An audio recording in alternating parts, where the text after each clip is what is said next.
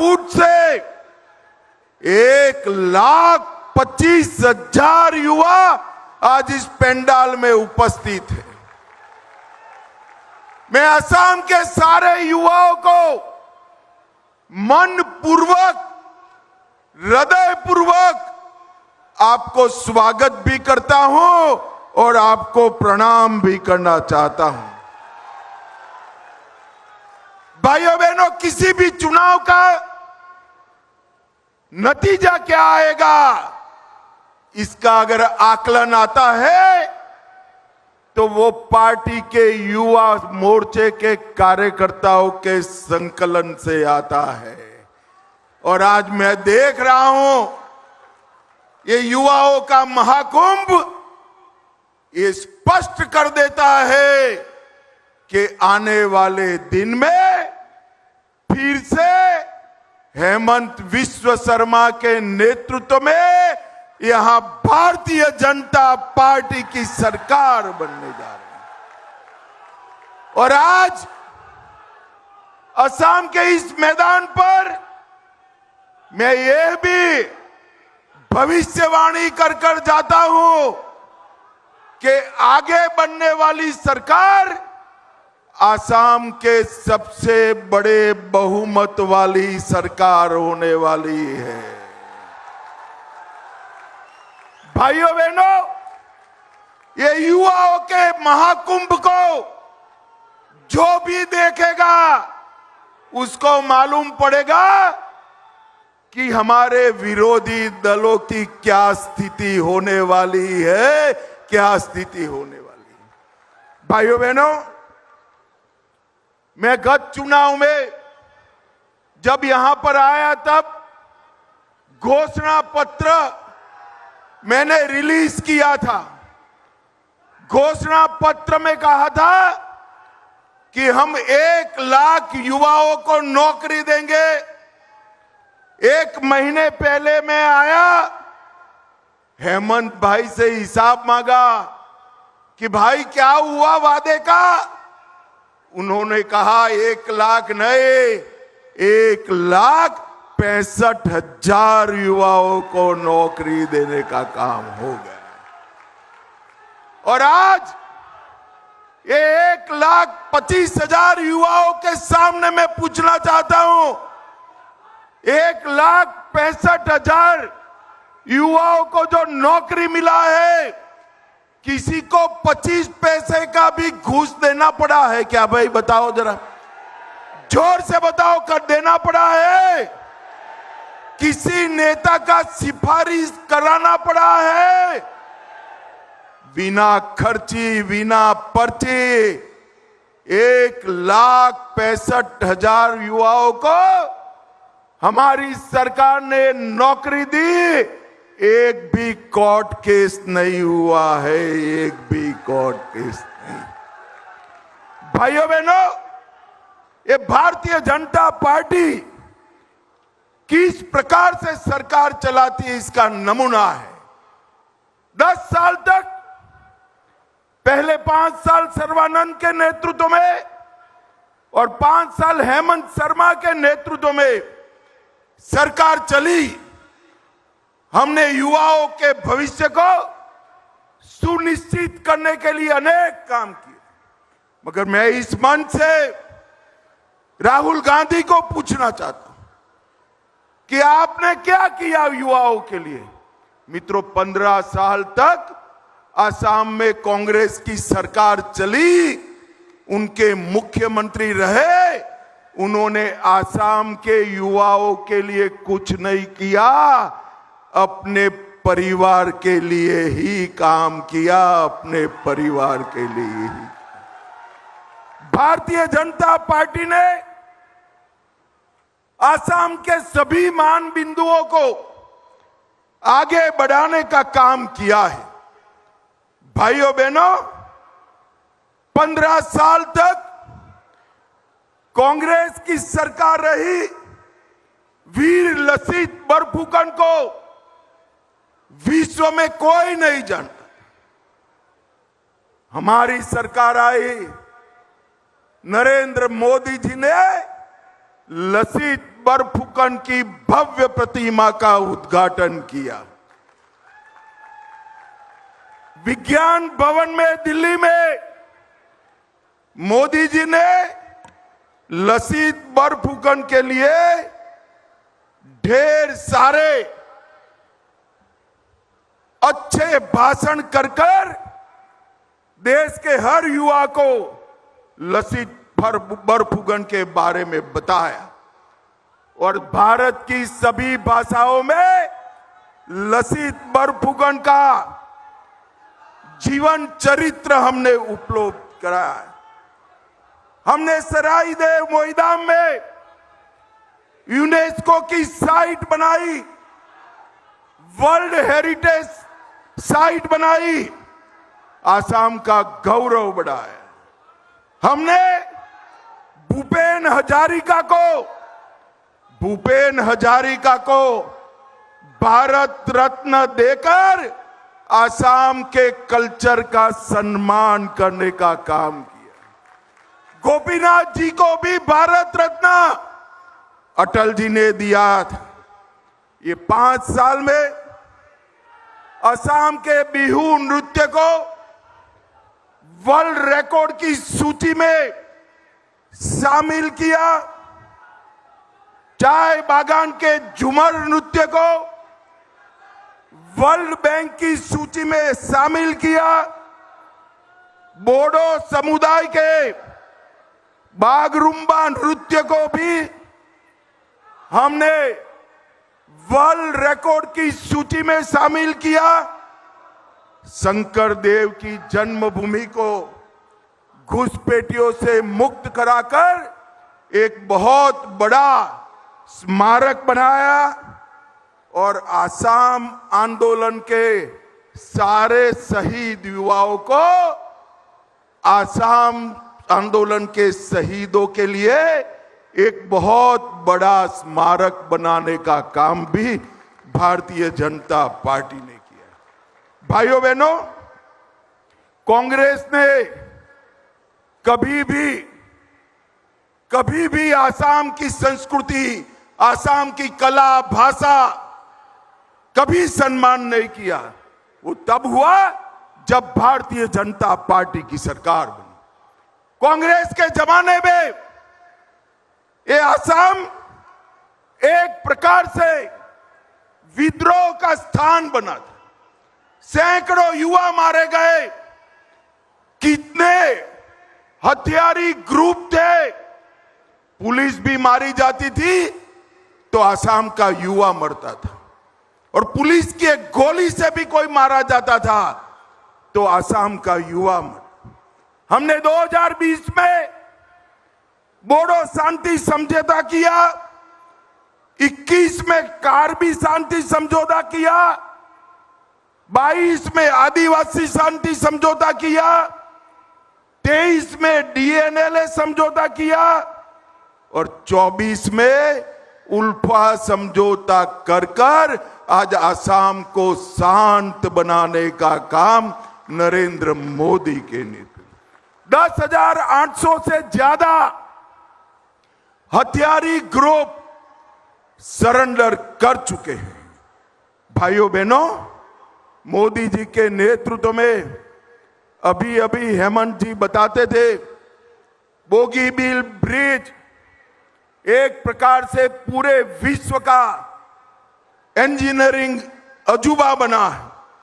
Bhupen Hazarika bridge, Kumar Bhaskar bridge, Assam में AIIMS, IIM, NFSU, river front बन रहा है और सिलचर एक्सप्रेस वे अभी मोदी जी उसका भूमि पूजन कर गए।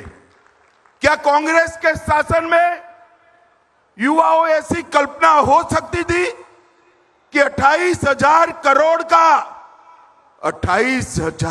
करोड़ का इन्वेस्टमेंट एक ही फैक्ट्री में सेमीकंडक्टर का है? आप मुझे बताओ, कर सकते थे आप? हो सकती है कल्पना? नरेंद्र मोदी जी ने सेमीकंडक्टर की पहली फैक्ट्री का यहां भूमि पूजन कर न केवल आसाम, पूरे नॉर्थ ईस्ट के युवाओं के लिए विकास के रास्ते करें। जीएसडीपी 4 लाख करोड़ से 7.5 लाख करोड़ हुआ और प्रति व्यक्ति आय जो 2014 में 49,000 थी, इसको बढ़ाकर 1,54,000 तक पहुंचाने का काम भारतीय जनता पार्टी की सरकार ने। ये कांग्रेसियों ने, जब से कांग्रेस की सरकार आई, असम को गुटबेसियों की पनाहगाह बनाया था। हमने वादा किया था हम असम को घुसपैठिया मुक्त बनाएंगे और हेमंत जी ने 1,51,000 बीघा घुसपैठियों से मुक्त कराया। और मैं आज असम की जनता को कहकर जाता हूं, भाइयों बहनों, एक तीसरा मैंडेट दे दीजिए। केवल असम नहीं, पूरे देश से घुसपैठियों को हम चुन चुन कर निकाल देंगे, चुन चुन कर।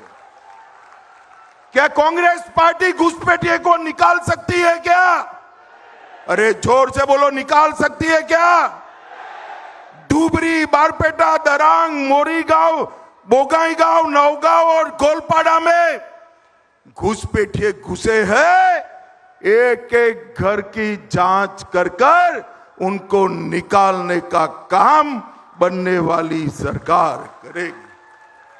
असम को घुसपैठिया मुक्त बनाने का काम केवल और केवल भारतीय जनता पार्टी, कांग्रेस पार्टी ने इसको लीगलाइज भी किया, फॉर्मलाइज भी किया और नॉर्मलाइज भी किया। हम नॉर्मल किए हुए घुसपैठियों को बाहर निकालने का संकल्प असम की जनता के सामने ले। राहुल गांधी एसआईआर का विरोध कर रहा है। क्यों एसआईआर का विरोध कर रहे हैं? इसलिए एसआईआर का विरोध कर रहे हैं क्योंकि घुसपैठियों के नाम मतदाता सूची से कट रहे। राहुल बाबू, ये तो शुरुआत है, नाम कटने से हम नहीं रुकेंगे। नाम तो कटेंगे ही कटेंगे। एक एक को चुन चुन कर देश की भूमि छोड़कर जाना पड़ेगा। ये भारतीय जनता पार्टी का वादा है। कांग्रेस ने जाति, माटी, बेटी तीनों का अपमान किया। घुसपैठिए हमारे काजीरंगा के जंगलों को हड़प कर बैठे थे। घुसपैठिए श्रीमंत शंकर देवी के जन्मभूमि को हड़प कर बैठे थे। हेमंत जी ने 1,51,000 बीघा मुक्त कराने का काम किया है, मुक्त कराने का। और जो बचा कुचा है, वो बचा कुचा है, एक मैंडेट और दे दो, पूरा आसाम को हम, पूरे आसाम को हम घुसपैठिए के कब्जे से छुटाएंगे। मित्रों, हेमंत जी ने आसाम की पुलिस को आधुनिक बनाया है। पहले पुलिस हथियारी ग्रुपों के सामने लड़ने में व्यस्त रहती थी। अब सारे हथियारी ग्रुप सरेंडर हो गए हैं और पुलिस आसाम के युवा, माता और बहनों की सुरक्षा में लगी है। और आज मैं घोषणा कर जाता हूं, ये जो 3 कानून लागू हुए हैं, 3 साल के बाद आसाम का सजा कराने का दर, आसाम का कन्विक्शन रेशियो 80% से ज्यादा ले जाने का काम भारतीय जनता पार्टी करेगी। भाइयों बहनों, असम के अंदर सेमीकंडक्टर की फैक्ट्री आई है, बड़े बड़े कारखाने आ रहे हैं।